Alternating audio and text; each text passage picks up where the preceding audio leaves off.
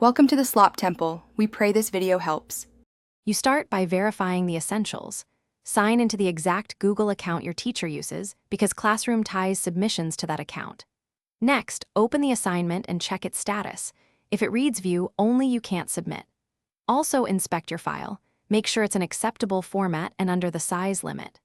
Once done, refresh the page and reopen the assignment so Classroom reloads permissions and file links. This often clears simple blocking issues. Now address file and permission roadblocks.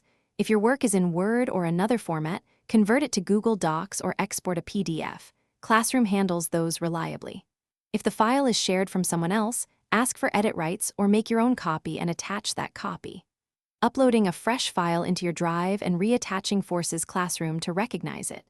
Make sure to save and refresh. Once Classroom can access the file as yours, the Turn In button becomes active. Finish by submitting. Click Turn In or Mark as done, then confirm and look for the submission confirmation. If the button remains disabled, clear your browser cache or test in an incognito window. Alternatively, use the Classroom mobile app, which sometimes bypasses web glitches. Also verify your internet connection and that your account is synced.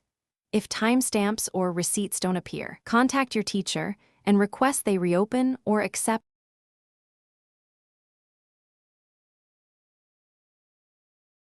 Thanks for watching. Consider subscribing if we helped you.